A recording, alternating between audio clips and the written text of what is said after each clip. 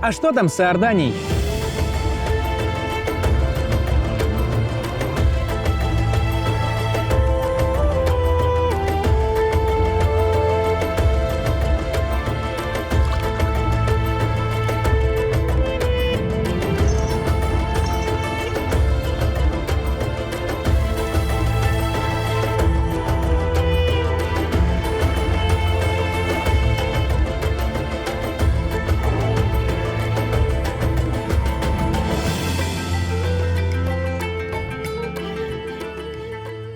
У нас есть 10 дней, машина и вся Иордания. Мы проедем страну от севера до юга и покажем вам наше путешествие.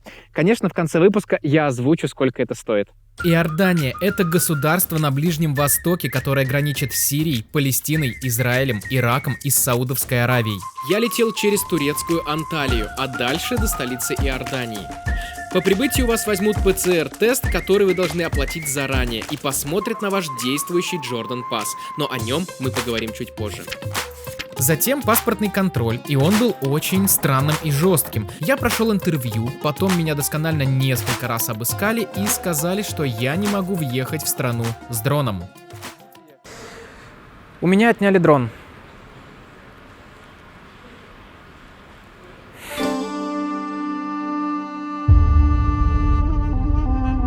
Амман – столица Иордании, большой густонаселенный город на севере страны. Достопримечательностей здесь не так много, однако для путешествия это отличная точка отправления. Гуляя вот в этой вот самой толпе по Амману, очень многие люди хотят попасть в кадр к тебе. Окей, thank you. Некоторые, так скажем, маленькие бизнесмены, после того, как я их снимаю, говорят 2GD, то есть означает 2 иорданских динара, пожалуйста. Расскажу о сложностях в обращении с деньгами, а именно с монетами. 1 иорданский динар равен 100 пиастрам. И на монетах нет всем нам привычных цифр. Так выглядит 1 пиастр, так выглядит 5. А вот здесь уже четверть динара и половина динара. Благо есть мелкие сноски на английском, которые вы не всегда увидите. Правила дорожного движения здесь не очень-то соблюдают. Просто хаотичный поток машин и людей. Не остановится, пока ты просто нагло не выйдешь на улицу.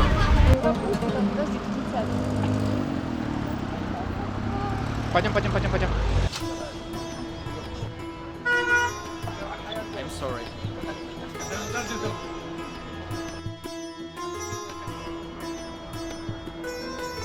Поговорим о достопримечательностях Аммана. Первое – это римский амфитеатр, который высечен в скале и является одним из самых больших амфитеатров на Ближнем Востоке. Масштабы поражают. Я думал, он куда меньше, учитывая, когда ты смотришь фотографию, это не кажется таким большим, огромным и масштабным. Но сейчас я даже удивлен. Сам амфитеатр смотрит на север, поэтому солнечные лучи не слепили зрителей при представлении. Я вот никак не ожидал, что здесь будет так высоко. Ну, что-то мне стрёмно спускаться. Я не знаю, как тут дети бегают, но вот мне страшно. Это Олеся, мой спутник в этом путешествии.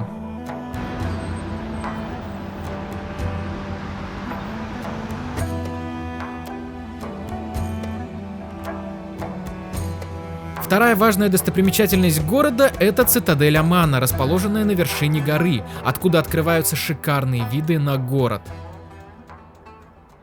Небо фантастическое. И вот эта вот арабская атмосфера, мне ее очень сложно передать на словах. Но именно отсюда, где находится цитадель Аммана, открывается весь город. Потрясающе.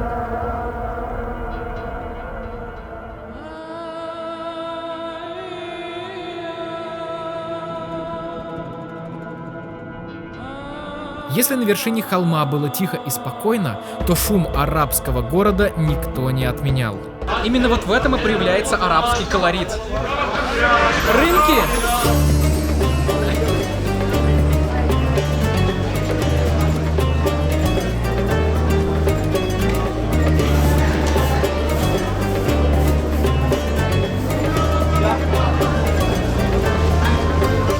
Честно, без понятия, куда я иду. Нифига себе. Здесь же я и попробовал местную сладость, которая называется кнафе, сделанную из кадифской вермишели и козьего сыра. Иорданскую сладость на местном рынке выполнена. Очень сладкая. То, что вам точно нужно сделать в Омане, это заблудиться. Но только где-нибудь в центре. Так закончился наш первый день путешествия.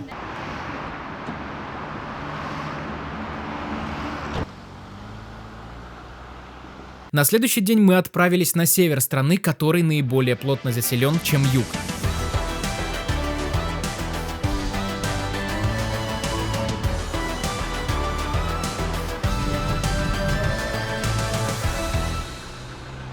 Добравшись до города Джараша, мы ощутили плотность транспортного потока, а потом у нужного нам места не знали, где поставить машину. Вон знак паркинга стоит. Ну вон, смотрите, здесь тачки просто на бок ставят и все. Ну, они их два ряда ставят, но так нельзя. Не хочется штраф, чтобы нам было. Не хочется. Я не могу сесть здесь, там, смотри, все тебя объезжают. А я сняла пробку с тебя. Это неправда. Правда. Мы создали пробку, машины объезжают, но арабы-то приветствуют нас и машут нам руками. Затем я решил спросить у местных, где можно припарковаться. И наконец-то мы нашли парковку.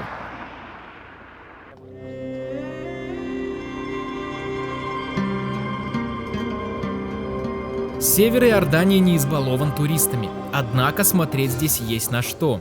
70 лет назад археологи откопали целый римский город, который раньше назывался Гераса, сейчас Джараш, который еще и очень хорошо сохранился. Масштабы поражают. Поражает величие Римской империи. То есть ты путешествуешь по арабской стране, и тут бац, у тебя Рим. Такое ощущение, что ты где-нибудь вот реально в Италии. Территория этого места постоянно заселена уже как 6500 лет, а сам город входит в Декаполис, десятку городов на Ближнем Востоке, которые связаны только языком, культурой и политическим статусом. А ты видишь вот эти все колонны, и позади этих колонн арабские жилые дома.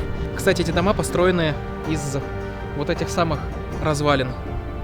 Чтобы вы понимали, насколько Джараш большой, я покажу вам красоты этого города. Ворота Адриана, овальный форум, улица Колоннад,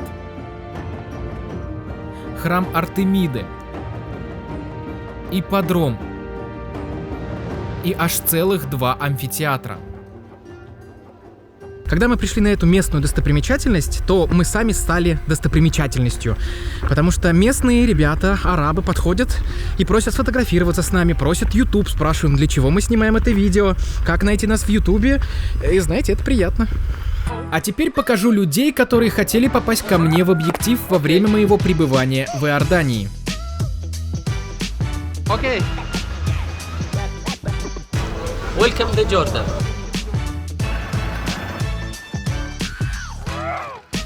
Все эти кадры говорят о том, что люди редко видят туристов, особенно с камерой, и хотят запечатлеть сей момент.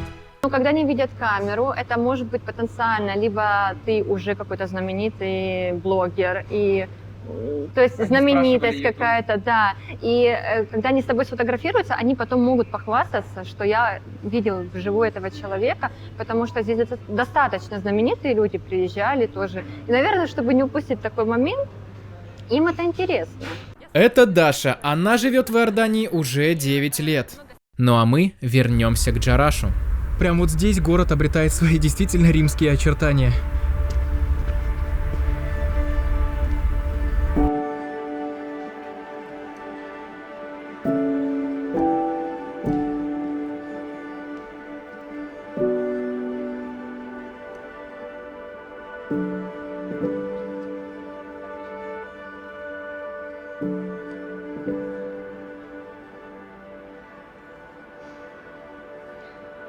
Видите, это стоит Олеся, и пока я снимал вам еще один римский амфитеатр, араб решил с ней сфотографироваться и сфотографировать ее.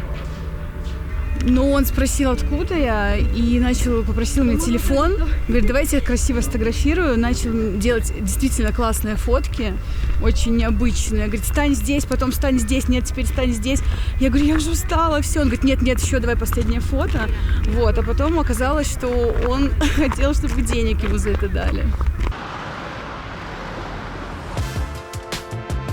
После Джараша наш путь лежал в сторону Аджлуна, чтобы посмотреть на замок 12 века. Навигатор вел нас не по тем улицам, и это превращалось в небольшую неприятность.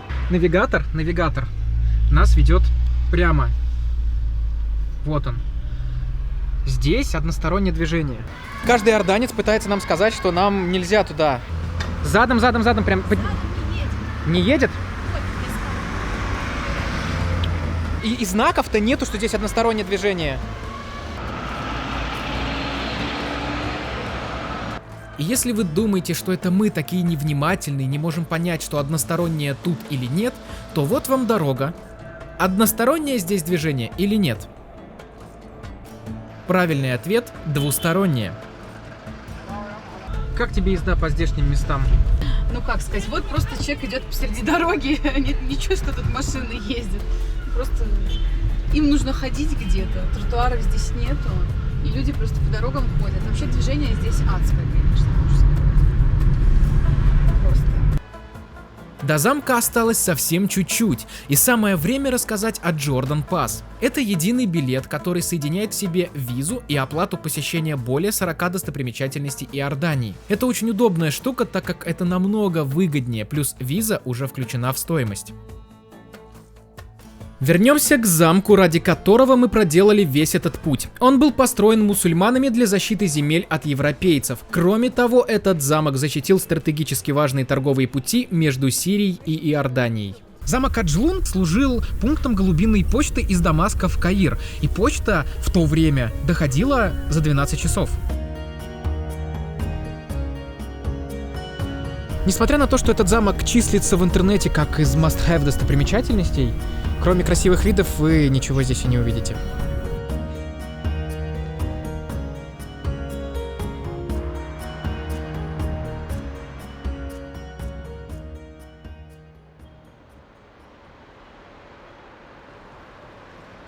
Поговорим о ценах в Иордании. Они почти как в России, но вот алкоголь дорогой. В Иордании русская водка по 3500 рублей за бутылку.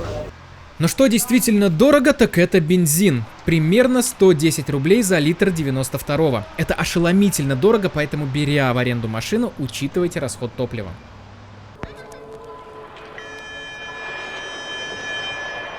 Если вчера мы видели кипящую жизнь на севере страны, то, двигаясь на восток, мы видели опустевшие грязные поселки, бедность и нищету.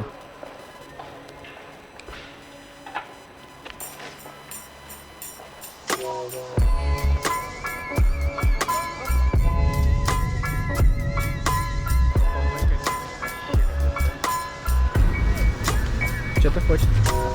How are you? Fine. You? You have made in Jordan. Thank you. А? Стой. Ничего не понял. Окей. Окей. Это какая-то жесть. Халифские дворцы пустыни. Это разбросанные по всей пустыне к востоку от Аммана замки. Мы ехали по близлежащим поселкам, и там, разруха. Здесь же такой культурный центр. Видимо, здесь даже никто не будет спрашивать у тебя, что-то есть. Потому что сюда вход по Джордан Пассу. О! Hello. Hello guys, how are you? Fine. We have a Jordan Pass. No, no ticket. No ticket. No, sir, no ticket. This one. Where Can- from? From Russia? Russia. Russia. Russia. Welcome to Jordan. Okay, can we go to... Yeah. Okay, thank you. Dakar, sir? Yes. You go this one. Okay. Open. Okay? Okay. Yeah. Thank you. Первый замок Касар Аль-Халабад. История его идет со 2-го тысячелетия. Здесь был римский форт, который защищал аравийские границы, но прославился он куда позднее, когда его превратили в роскошную резиденцию, украшенную фресками и мозаиками. Выглядит это все очень красиво. Стоит замок посреди пустыни. Но вот вопрос, зачем ставить вот здесь, в непонятном месте, вот эту вот красотищу? Оказывается, давным-давно здесь все утопало в зелени.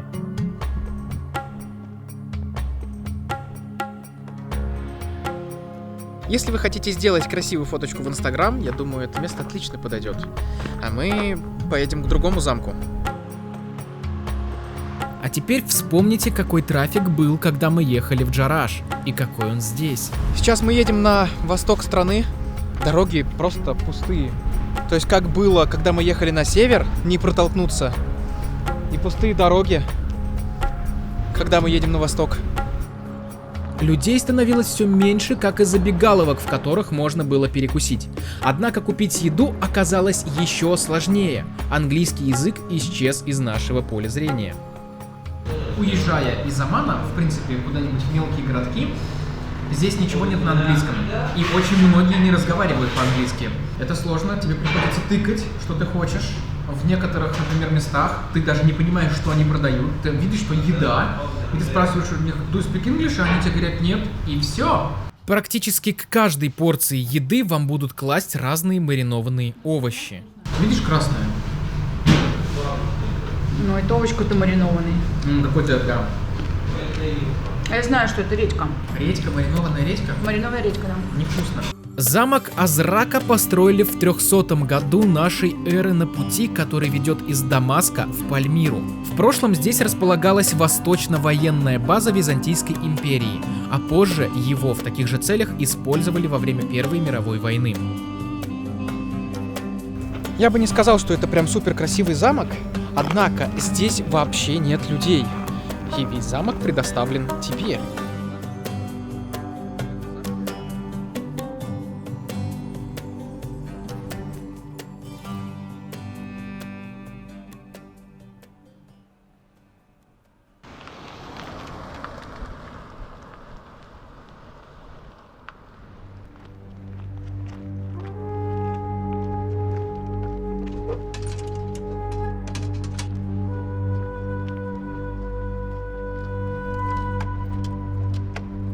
Следующий дворец пустыни называется Кусейр Амра. Он включен в список всемирного наследия ЮНЕСКО за фрески, которые находятся внутри. Здесь изображена и охота, и танцы, и музыканты, и жизнь царского двора. А на куполе горячего зала бани изображена точная карта звездного неба в начале 7 века.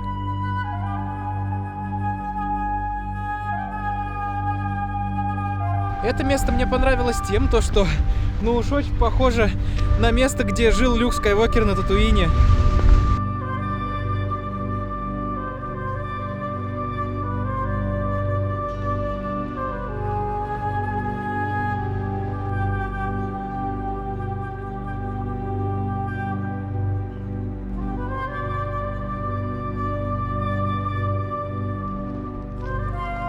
И под вечер мы добрались до замка, который я хотел увидеть больше всего. Каср Харана. На фотографиях это место выглядит потрясно. Строгий форт посреди пустыни. Считается, что его построили в 8 веке для защиты торгового пути от бедуинов. Построен он в соответствии с традициями Древнего Рима, однако в его деталях ярко выражены элементы исламской архитектуры. И знаете что? Не произвел этот замок на меня впечатление. Позади какая-то электростанция, туристический центр. Ты не чувствуешь, что ты находишься прям в пустыне. Да, она перед тобой открыта, но это не дает такого эффекта, если бы всего вот этого здесь бы не было. You want to stay here? No, we need to go to Amman. No, you want to sleep here. No. This is not for you. Buy it for us money, we give you free. No free, you will stay here. We come from desert. We are dangerous people. We need the money. We want to go to Amman. No. Why? Because I have a gun. чтобы вы понимали, это была не самая смешная шутка. В 35 километрах от Аммана расположен город Мадоба, город тысячи мозаик. Именно здесь находятся византийские мозаики, самая известная из которых является самой древней картой Святой Земли. А находится все это на полу православной Георгиевской церкви. Не везде работает Jordan Pass, поэтому нужно покупать билетики, благо пока недорого, всего 1 JD на наших 105 рублей.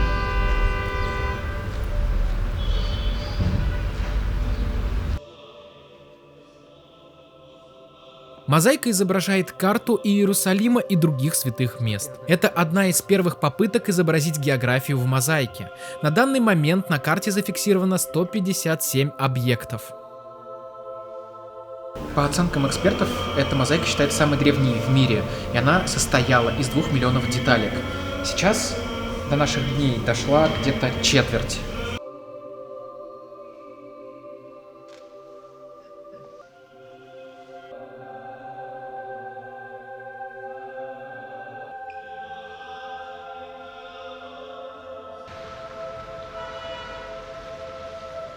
Иорданцы в силу своих маленьких зарплат пытаются заработать как могут. Например, вот так. Всего за 500 рублей местный араб сделает вам массаж. Выглядит это, видите, каким образом? The Arab massage. You like it? Yes, I like it. Это был один из самых странных моментов в моей жизни. Здесь не хватает средней заработной. Люди крутятся как могут, поэтому, возможно, можно увидеть много магазинчиков. Пытаются люди и бизнесом каким-то заниматься, потому что на среднюю заработную зарплату ты не выживешь, ты не прокормишь семью, потому что цены, я думаю, вы в Иордании плюс-минус видели, да, какие. Ну а мы продолжаем.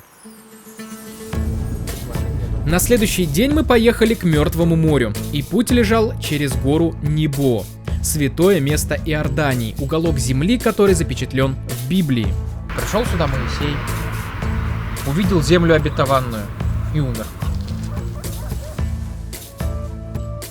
Главная достопримечательность этого места, конечно же, виды. Но вообще на горе стоит монумент, который можно принять за крест. На самом деле это жезл Моисея, обвитый змеем. Этот жезл упоминается во многих библейских эпизодах. Например, Моисей раздвигает воды Красного моря этим жезлом.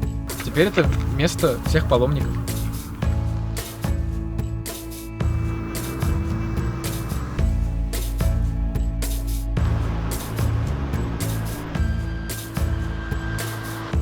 Мы продолжили наш путь к Мертвому морю и увидели, как живут люди. Это же реально бедуины так живут. Вот просто посреди пустыни, вон дети бегают, белье сушится.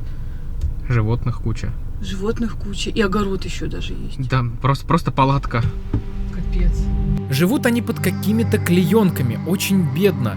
Но как сказать на английском языке про деньги, они знают.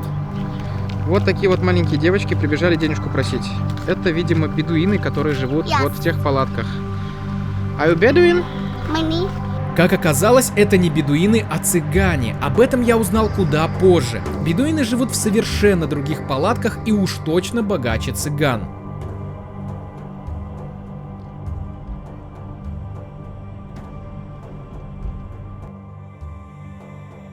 Тем временем мы приближались к Мертвому морю. Буквально 5 километров назад мы видели какую-то жесть. А потом стоит Хилтон, Мовенпик. Все очень цивильно, культурно, даже мусора нету. Все это неоднозначно. Одна из самых лучших, как бы, считается Кемпински. Но для меня, если честно, она не самая лучшая. Да, она классная, она хорошая, но я, наверное, выделю это Кемпински, Марриотт и Мовенпик. Однако ночь в таком отеле обойдется вам около 10 тысяч рублей. Зато вы получаете чистый и удобный пляж. Мы же пошли на бесплатный. К Мертвому морю подойти сложно, потому что искупаться можно только на платных пляжах возле крутых отелей, но есть и бесплатные места. Мне сказали, что вот по этой тропинке можно попасть на бесплатный пляж, где нет душа, а после Мертвого моря, после самого соленого моря в мире, нужно принять душ. Скалы окружают Мертвое море, и подойти к нему можно далеко не везде. Она просто горячая! Потрогай! Вот в этой помойке Возможно, я буду тут вот так вот, как в джакузи, купаться. Вода эта спускается с горячих источников. Напомню вам, что на момент съемки видео на улице февраль.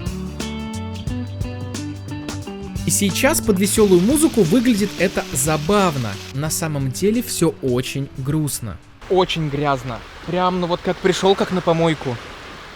Валяются бутылки, причем разбитые. Стекла, пакеты. Ужас какой-то, если честно. Искупаюсь я здесь, потому что все-таки это уникальное место. Но в такие вот моменты думаю, что уж лучше, наверное, заплатить очень много денег за классный отель и сделать это в каком-то приятном месте, нежели чем во всем этом ужасе. Сейчас на Мертвом море вряд ли сможете окунуться. Мертвое море находится ниже уровня моря на 417 метров. Это самое низкое место на Земле. А еще это самое соленое море в мире. На литр воды приходится 317 грамм соли. Для сравнения, на тот же литр в Черном море всего 18 грамм, а в Средиземном 39. Разница колоссальная. Из-за этого вода в Мертвом море будто масляная. И эта вода очень полезна. Здесь лечат хронические болезни сердца, проблемы с опорно-двигательным аппаратом, проблемную кожу и так далее.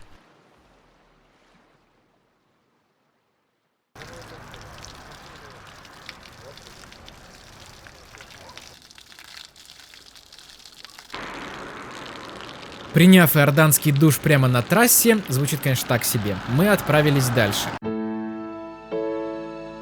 Нам нужно было свернуть вглубь страны, чтобы доехать до Махерона. О нем я расскажу чуть позже, потому что дорога, по которой мы поехали, была невероятно красивой.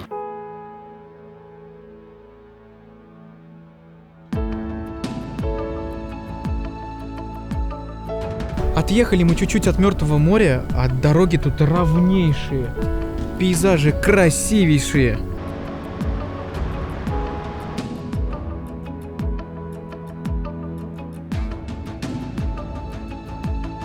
Здесь я успел пожалеть, что мой коптер изъяли. Пейзажи фантастические. Эта дорога одна из самых красивых дорог, по которым я когда-либо ездил. Ну, очень живописная дорога. Мы уже раз 10-й останавливаемся здесь, чтобы сделать очередную фотографию. Ты действительно останавливаешься после каждого поворота. Думаешь, все, я все сфотографировал, и я ничего нового не увижу. А нет, виды меняются, меняется красота вокруг, это восхитительно. Поэтому наш путь до Махерона был непредвиденно дольше, чем я предполагал.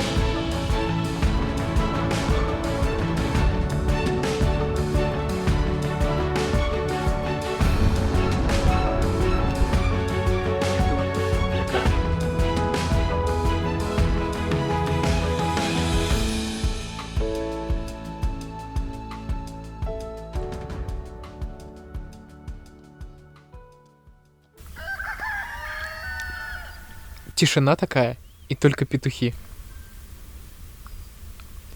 Ну? Махерон – это древняя иудейская крепость, которая находится на одном из самых отдаленных оазисов, на высоте 1120 метров над уровнем моря. Есть такие достопримечательности, путь до которых куда интереснее, чем сама достопримечательность. По сути, здесь руины и 2 столба. Отсюда открывается потрясающий вид, ради него стоит ехать, и сам путь будет прекрасен. Прекрасен. Но вошла она в историю не потому, что это неприступная крепость. Здесь 2 года сидел в тюрьме и был обезглавлен Иоанн Креститель. Потрясающие виды, Мертвое море, куча бедуинов вокруг и полное отсутствие туристов делает это место колоритным.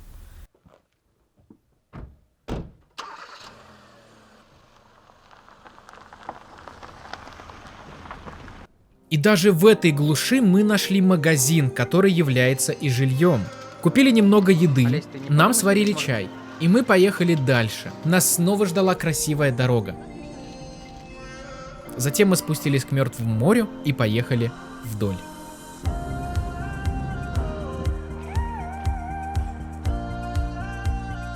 Это самое низкое место на Земле. И приехал я сюда, чтобы просто отметиться, что я нахожусь в самом низком месте на Земле.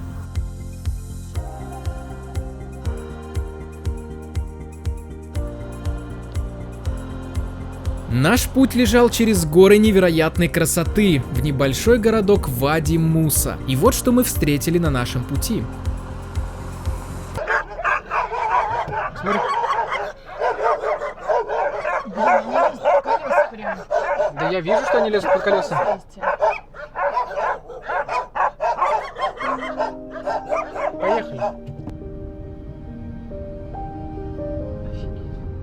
Смотри, смотри, охренеть собака. И вот как ехать, например, здесь на велосипеде или мотоцикле?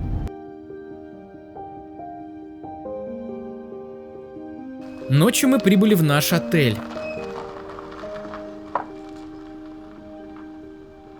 Вади-Муса небольшой туристический городок. Здесь арабы привыкли к иностранцам. Они не фотографируются с тобой, цены стали выше, появился сервис. Наше утро началось с кофе. В Иордании очень странный кофе. То есть, если в Макдаках, либо в каких-то очень туристических местах вы можете купить тот кофе, который мы привыкли пить, то в остальной части Иордании, либо в маленьких каких-то поселках, деревнях, вам будут наливать какой-то кислый кофе. Он, во-первых, очень крепкий и очень кислый. И пить его, честно, какое-то отвращение. Рядом с Вади-Муса находится самая известная достопримечательность Иордании – древний город Петра. Ради этого древнего набатейского города прилетают путешественники со всего мира. I saw on Instagram the treasury, and that was really impressive and make me want to come. And it's actually way bigger than I thought. Hallo hier aus Petra, dem wunderschönen Ort mitten in Jordanien mit wunderschönen Aussichten, alten Tempelanlagen, auf jeden Fall ein Besuch wert. Петра — это целый архитектурный ансамбль, соединяющий в себе амфитеатры, пещеры, улицы, гробницы, дворцы, храмы и многое другое. И весь этот город посреди пустыни, высечен в скалах. Чтобы вы понимали, как устроен этот город, я буду вести повествование по мере прохождения маршрута по городу. Первым вас встретит каньон Сик. Этот каньон протяженностью 1,5 километра является входом в этот город. Стены каньона возвышаются в некоторых местах аж на 120 метров.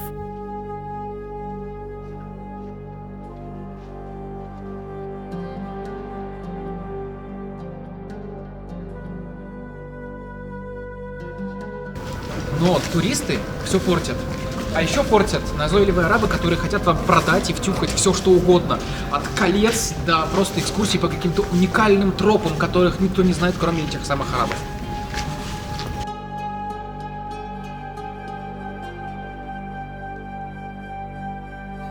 А теперь вспомним Моисея. В поисках воды он ударил своим посохом в этом месте. Удар был такой силы, что образовалось ущелье, по которому я сейчас и иду.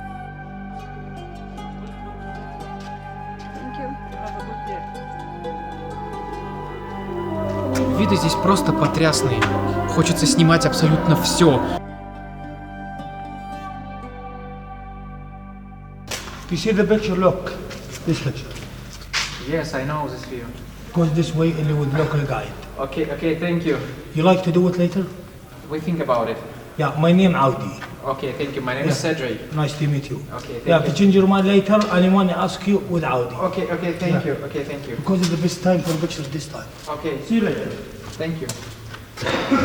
Раз 25 уже подошли. Если не 35-й. Что здесь есть best view на Эль-Хазне. Чуваки, вы должны это сделать. Нужно только быть немножечко аккуратнее с теми, кто с осликами, с лошадками, они разводят новей, конечно. Ну, в принципе, это их вид заработка. Они только этим живут, потому что они живут именно там. Это местные бедуины, которые там живут уже, я не знаю, в каком поколении. То есть это их вот жизнь. Они шпарят на английском лучше, чем некоторые институты здесь заканчивают. То есть они такие живчики, и в них столько вот энергии, силы, я не знаю. И они вот любят туристов как бы заманивать.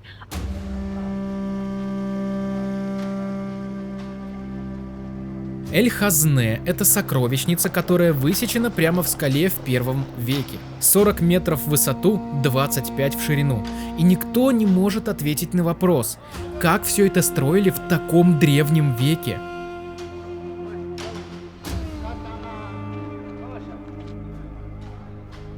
Однако предназначение постройки неизвестно археологам, потому что сокровищ там никаких не нашли. Поэтому есть предположение, что это казна или усыпальница, или же религиозное место.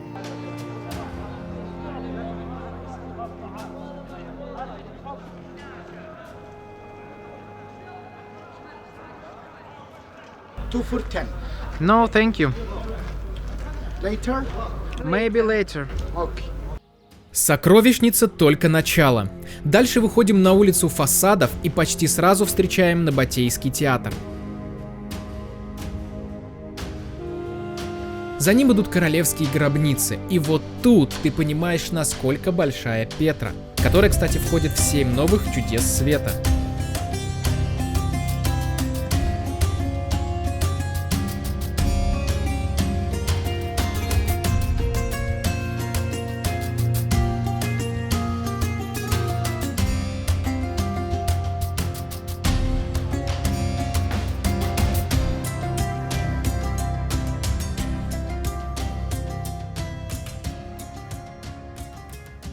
Берешься в самую глушь Петры, к тебе подойдет бедуин, спросит, откуда ты, и будет продавать всякую ерунду, типа каких-то камней, которые валяются вот у тебя под ногами. Я понимаю, что они бедные, нуждаются в деньгах, но все это надоедает. Нам пытались продать какие-то камешки, которые и так валяются на земле. В общем, здесь очень красиво, исторических памятников пруд-пруди, но все выглядит как рынок, где тебе пытаются что-то довтюхать.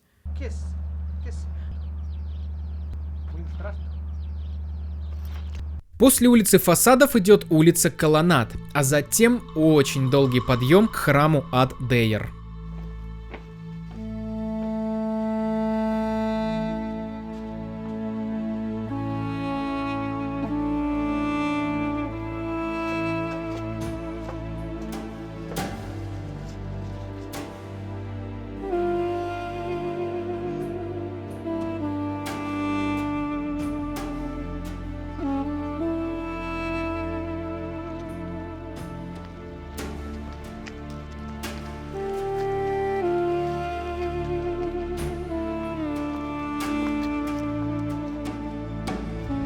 Этот храм часто путают с Эль-Хазне. Они действительно похожи. Оба высечены в скале, оба построены в 1 веке. Но вообще они отличаются. И если назначение Эль-Хазне не установлено, то с этим храмом все предельно ясно. Использовался в религиозных целях, а в 4 веке после принятия христианства стал монастырем.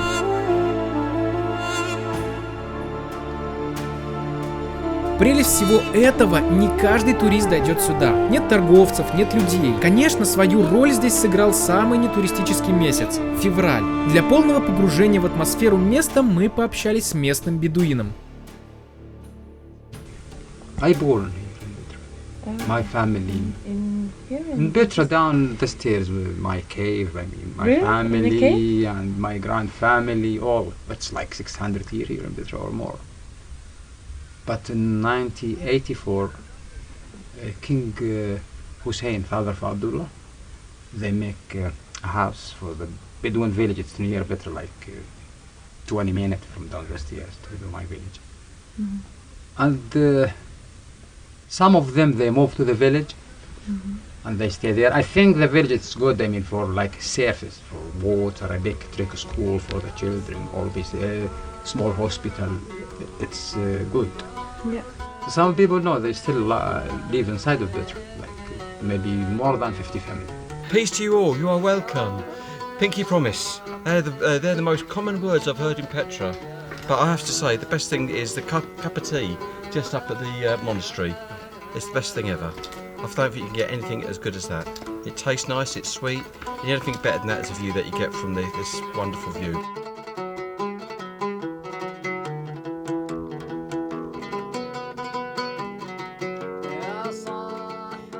That is true, Dave, and we have seen as much history today as we have seen in a long time.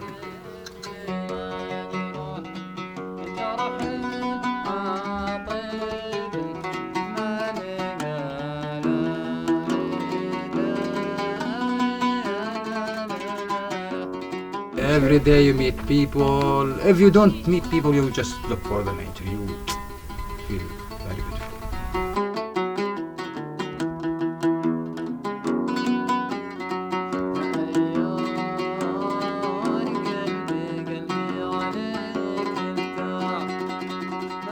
sunset, sunrise. It's the most beautiful place for the sunset actually from here. If you have time later when the sun goes, they go and this temple. They get like orange color. It's amazing.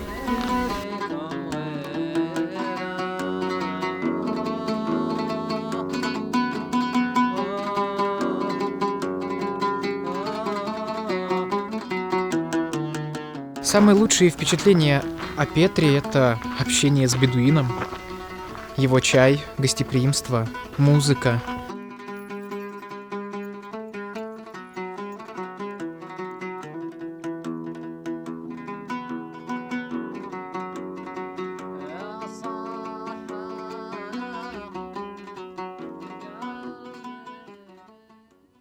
Как вам Петра? Да, отлично, красивая очень понравилось. Сейчас только что слазили туда наверх. Бесплатно? Да, бедуины провели. Бесплатно провели, да? Бесплатно Просто провели. нам за денежки толкали. А, серьезно? Да. Не, нам бесплатно, причем даже не взяли. Удивительно. Петра, несмотря на мой гундеж по поводу арабов и туристов, безумно красивое место, которое обязан посетить каждый. Здесь снимали Индиану Джонс, Mortal Kombat, Синбад, Трансформеры. Ты знаешь «Марсиане»? Да, конечно. Да, ты знаешь «Марсиане» фильм. «Марсиане» фильм работает сюда. Но на американский это Вади Рам. Мы продвигались на юг. Осталась еще одна масштабная и не менее важная достопримечательность Иордании – пустыня Вади Рам. Чем ближе к ней, тем ближе марсианские пейзажи. Однако доехать до пустыни оказалось не так-то просто. Здесь бедуины куда наглее. Они перекрывают тебе путь, говорят, дальше ехать нельзя, пока не купите экскурсию. Естественно, ты не понимаешь, что происходит. Мы решили отказаться от тура и поехать дальше до деревни, которая так и называется – Вади Рам. И вот тут началась заварушка. Нас решили не пускать.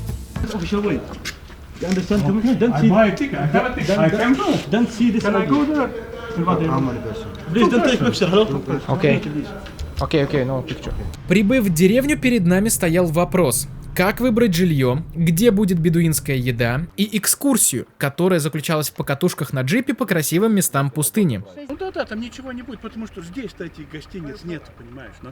Ну да. Alone, Короче, как наживаются арабы на пустыне Вади Рам? Они ставят цену типа в 500-700 рублей, что у вас есть целая палатка, целая классная палатка в пустыне, вы можете приехать, но до нее-то вы не доедете. Когда вы приезжаете в деревню Вади Рам, она так и называется, где есть дорога, они здесь стоят и говорят, а вот туда мы вас доставим до самой палатки, потому что это пустыня, за 1000 рублей, обратно тоже доставим за 1000 рублей. Так что не бронируйте заранее на букинге, лучше приедьте сюда и разбирайтесь с местными арабами. Это будет сложно, но возможно. Итак, мы нашли бедуина. Точнее, он сам нашелся. Мы получили полную программу за 40 динар с жильем, едой и экскурсией.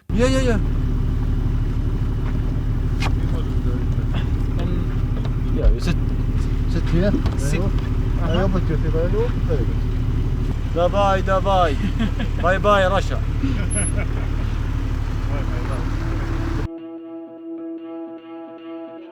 Исследование пустыни началось.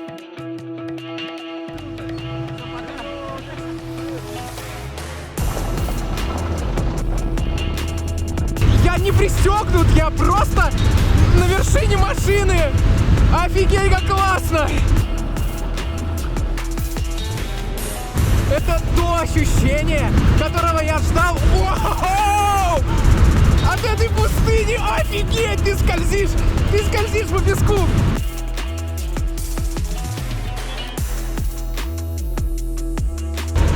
Вау! Офигеть! Вау! Вот это класс! В такие моменты начинаешь ощущать себя героем фильма. И это классно, я вам скажу, друзья мои. Я заставил Олесю залезть на крышу джипа. И вот что из этого вышло. Пожалуйста, нет! Все!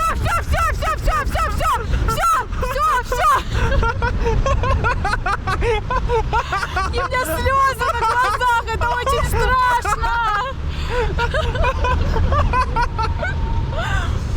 Фу! Капец, как страшно! Вообще он так быстро ехал, это трындец! О нет, пожалуйста, нет! Пожалуйста, нет! Стоп! Все, все, скажите, что это наша деревня. Нет. Это была далеко не деревня. Вы ни за что не догадаетесь, что это за здание. Это магазин в пустыне у бедуинов.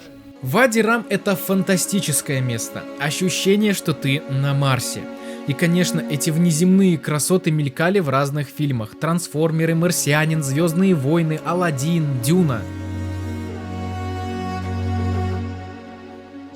Бедуины — это полукочевая группа племен, самый древний народ пустыни Аравийского полуострова. Огромную роль в жизни бедуинов играют верблюды. Это средство передвижения и источник пищи. Из шкур верблюдов делали жилища, обувь, одежду. Из молока делали йогурты и масло.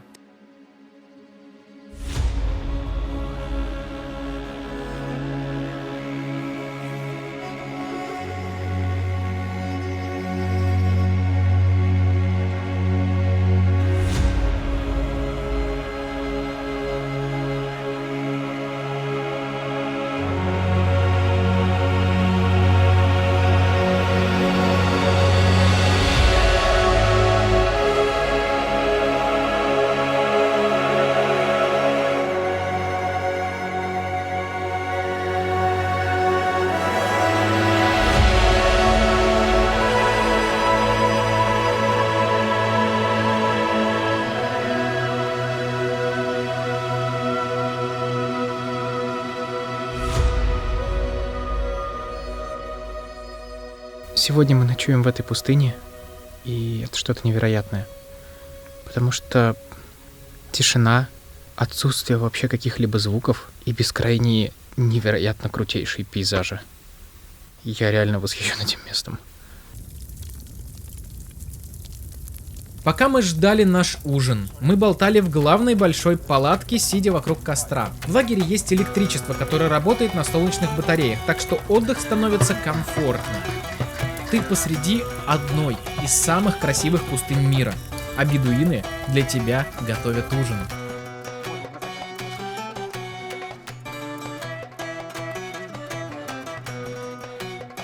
Это блюдо называется зарб. Традиционное блюдо, которое готовится в песчаной яме. Вкусная еда, общение с бедуинами и бескрайнее звездное небо окружало нас.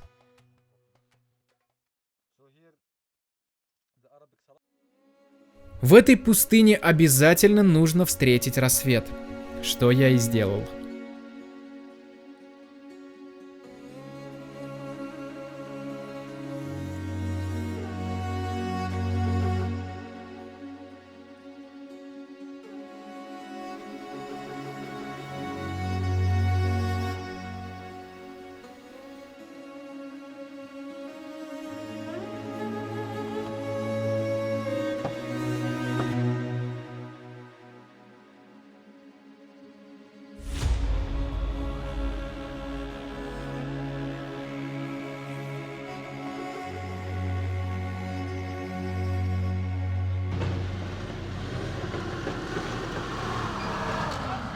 التكسر خضر بس انت بتشغل لا انا ابتدي شويه ادخل هاي هذه زت تريلا يا اخي ماني ماشي غير اشوف يا رجل امش عندي تريلا تنتع تريلا ده يقول ابو عمر ما يخاف اللي عندنا ابو عمر اصلا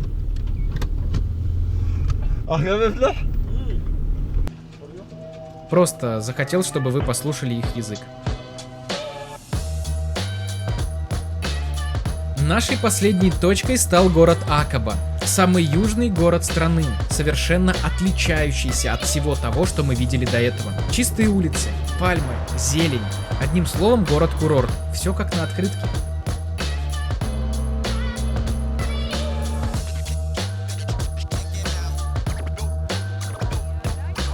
Акаба — это максимально туристический город, и здесь вообще не чувствуешь колорита Иордании.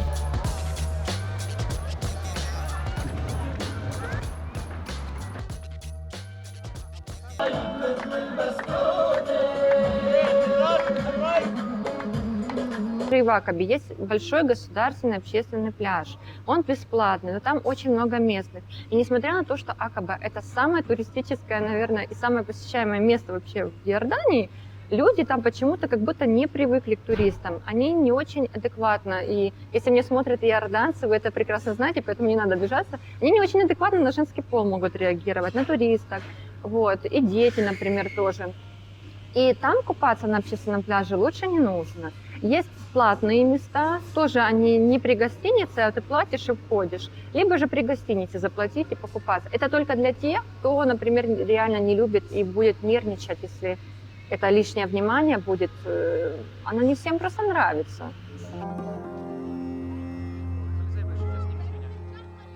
Мы проехали всю Иорданию от севера до юга, видели бедность, нищету, грязь. Но несмотря на это и даже несмотря на очень грубый досмотр в аэропорту, нас ждала удивительная страна, которая хранит и несет в себе множество красот. Здесь можно увидеть и древнеримский город, и средневековые замки, и арабскую архитектуру. Целых 2 моря на выбор, одно из которых является самым соленым морем в мире и привлекает множество туристов. Петра, жемчужина страны, пустыня Вади-Рам, Марс. Иордания — это, мне кажется, что-то между какой-то строгостью, в то же время свободой. Это вот всегда вот эта грань, какой-то колорит арабский плюс современный. И многие люди, которые приезжают сюда, они удивляются. Мы думали все по-другому. Мы думали отношение к женщинам другому. Мы думали, мужчины здесь очень такие властные, там подавляют всех. Мне кажется, только для того, чтобы увидеть людей, увидеть, какие доброжелательные люди. А теперь я озвучу стоимость путешествия без авиабилетов. 36 тысяч рублей при курсе 105 рублей за 1 иорданский динар. Я округлил сумму в большую сторону. Вот такой открылась перед нами Иордания. Красивая, интересная, с богатой культурой страна. Я надеюсь, что мое путешествие сподвигнет вас приехать сюда, потому что мне понравилось. Подписывайтесь на мой канал, ставьте видео лайк и путешествуйте чаще.